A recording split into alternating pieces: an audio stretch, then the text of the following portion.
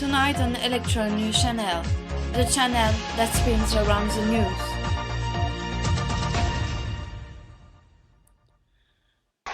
Hello everybody, I hope you will enjoy this program. You are with Carrie Branson.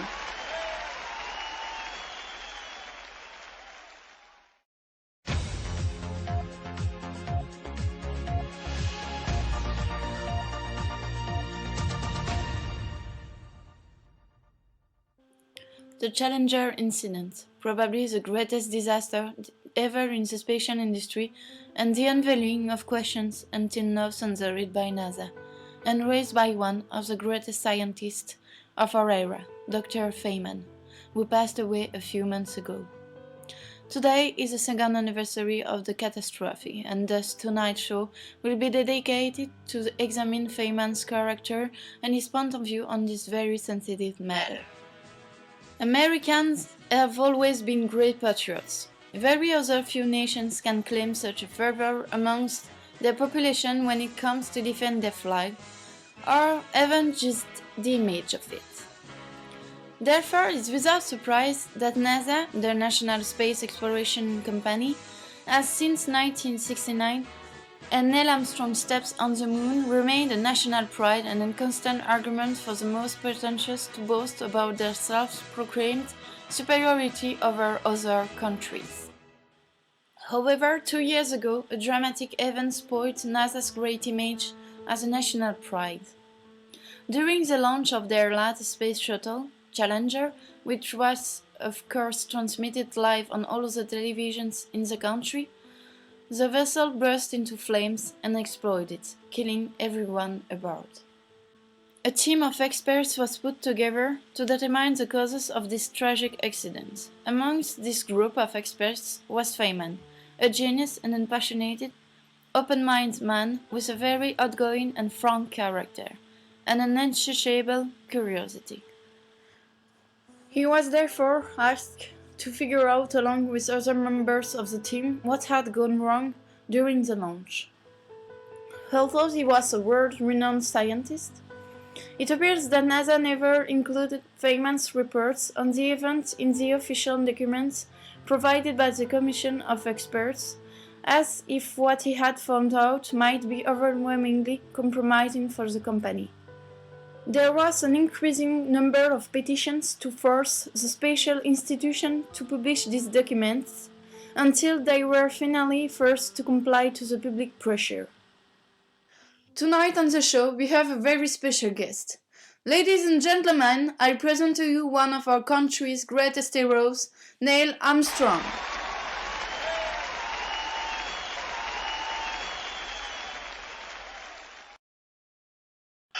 Good evening, Mr. Armstrong. Good evening, Mrs. Bramson. So, during 6 months, you were one of the members of the Commission of Experts which studied this case. Which conclusions did you draw? Well, we assume that the probably most determinant factor came from a flaw in the sealing of the solid rocket boosters. You know, several joints are used to prevent the pressurized propellant from leaking into the atmosphere. But the performance of such joints turned to be strongly reduced by low temperatures. And as a matter of fact, during the night preceding the launch, the temperature at Cape Canaveral dropped around -2 degrees Celsius, far below the average value of 12 degrees during the other launches. So the resulting lack of elasticity and strength of the joints led to the expulsion and ignition of propellant 45 seconds after the launch. This blazing plume began to hit the external tank filled with hydrogen and oxygen at the 65th second, and the tank finally exploded at the 73rd second, leading to the collapse of the whole shuttle. But further than that, the Commission also revealed flaws in the communication and decision-making process inside the NASA. Indeed, in the morning preceding the launch, some engineers warned the management division about the unpredictable behavior of some pieces facing these exceptional temperatures. But the managers somewhat underestimated the warnings of the engineers. According to you, what was Feynman's opinion on the subject? You know, Feynman had his own style of investigating, and he didn't follow the Commission's schedule. Therefore, some of his conclusions significantly differed from the Commission's. and they were, by the way, so compromising for NASA's reputation that Rogers tried to get rid of them in the Commission's final report.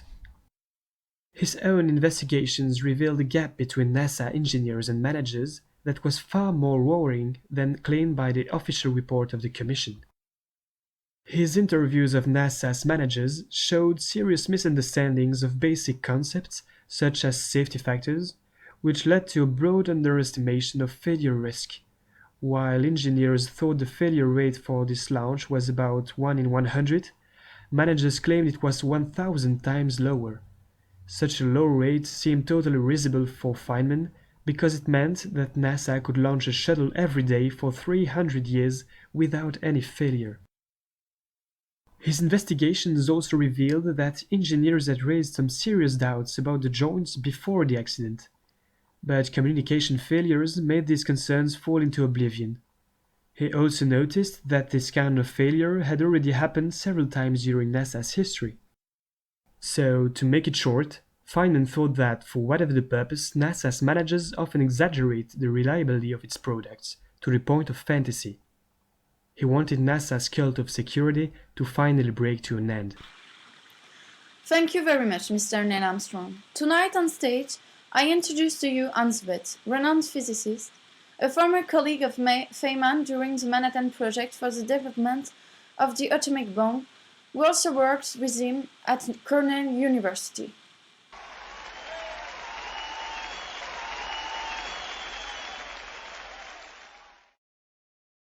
Dr. Brett, when did you actually meet Dr. Feynman? Well, it all started at Los Alamos when Feynman took part in a nuclear bomb research program. At the time, he was a very young man, in a hurry of showing his abilities, and his were far beyond the other one's abilities. So at Los Alamos, we were in fact in the same division, and we had to find some formulas to calculate the yield of a nuclear weapon.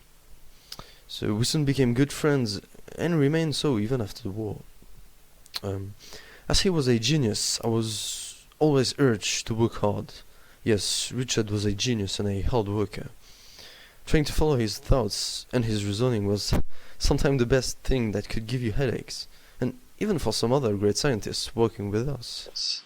And how would you describe Feynman's personality in the everyday life?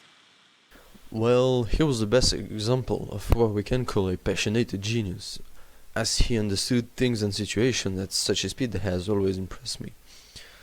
For instance, when we were working at IBM, a famous computer and supercalculator firm, he once built a supercomputer only from the toolkit and the light instruction manual that was given.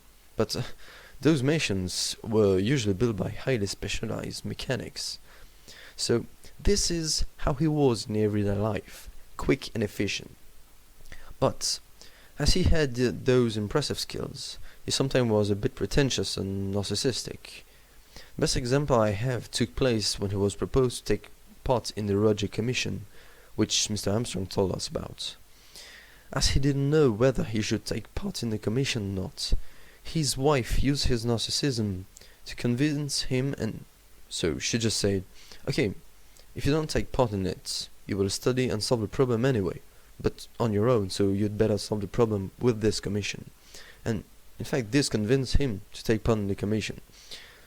And on one other hand, Feynman was some kind of extravagant man. For instance, he sometimes used to work on his formulas in some strip clubs. Yeah, and in fact, he had this part that many physicists have, which is a huge simplicity that really sounds like extravagance. What words do you think will describe him best? Genius, definitely. As a colleague and a friend of his, I know him very well, and I can tell you that Richard Feynman was one of the brightest men I've ever known. He belongs to that kind of man who changes the face of the world we live in. And, thanks to him, to his works, and to all the great lectures he gave, theoretical physics has made a great leap forward.